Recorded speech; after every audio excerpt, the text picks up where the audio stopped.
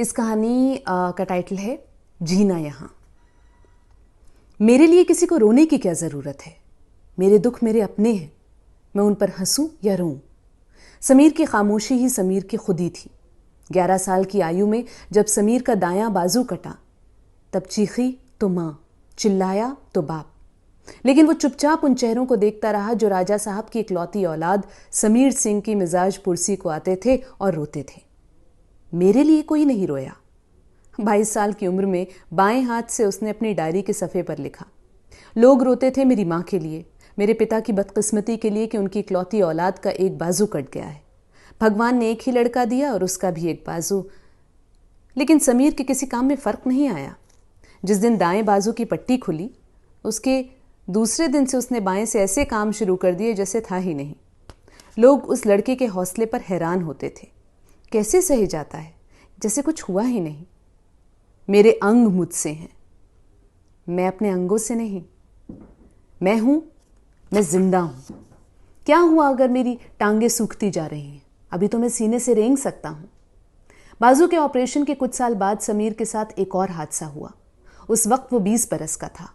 हर रोज बाप के साथ घुड़सवारी को जाया करता था, बाप के साथ दौड़ लगाता था और एक दिन बाप को बचाते बचाते घोड़े से ऐसे गिरा कि रीढ़ की हड्डी टूट गई। फिर एक ऑपरेशन हुआ। पता नहीं किस दांत की पट्टी लगाकर कमर बांधी डॉक्टरों ने कि समीर सिंह चलने फिरने से भी गया। फिर वही लोगों की भीड़ भाड़, वही मिजाज पुरसी। समीर सिंह फिर चुपचाप उन चेहरों को देखता रहा। ये लोग क्यों रोते हैं? मैं मरा तो नहीं। पैरों से चलना क्या जरूरी है? आदमी बगैर पैरों के भी तो सफर करता है। समीर बगैर पैरों के चलता रहा और अपना काम करता रहा। पढ़ाई लिखाई को मास्टर घर पर आने लगे और जब समीर का जी उन मास्टरों से ऊब गया तब उसने मास्टर बंद कर दिए। घर में लाइब्रेरी थी, लाइब्रेरी बढ़ने लगी। बायां बाजू अभी जिंदा था। उसने डायरी लिखनी शुरू की। उसने किसी से कुछ नहीं कहा, सिर्फ अपने आप से बोलता रहा, अपने आप से कहता रहा। वो अपनी खामोशी में अपने तमाम जख्मों के साथ जिंदा था।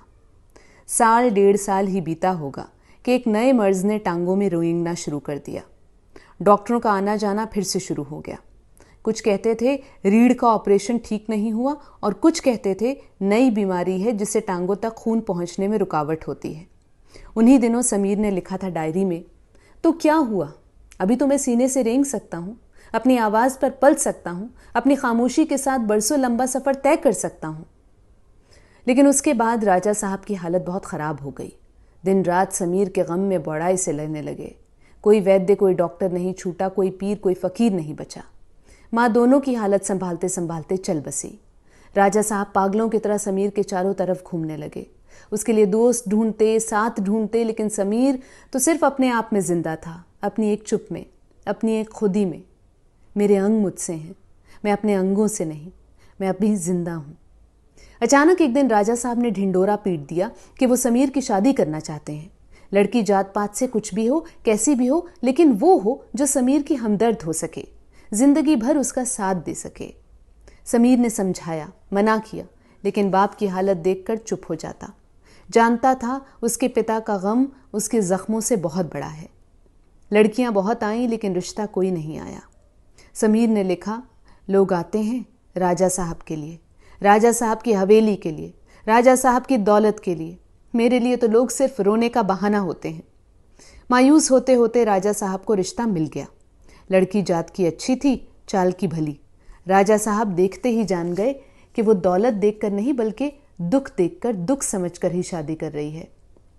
शादी की तैयारियां होने लगी। राजा साहब ने राजपाट सभी कुछ निछावर कर दिया, कोई कसर नहीं छोड़ी। लोग भी ताज्जुब करने लगे बाप की उस कुर्बानी पर। कहने लगे बाप नहीं, वो माँ है। माँ के सारे अरमान चुका दिए राजा साहब ने। बहू के लिए उतना ही किया जो अपने बेटे के लिए किया।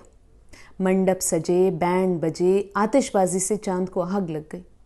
दिन होते होते दुल्हन की मांग राख से भर गई। समीर ने खुदकुशी कर ली थी। डायरी में लिखा था, लोग मुझ पर रोते ही रहते तो अच्छा था। उनके तरस खाने से मेरी खुदी जी उठती थी। लेकिन अब क्या करूं? लोग मुझ पर हंसने लगे हैं।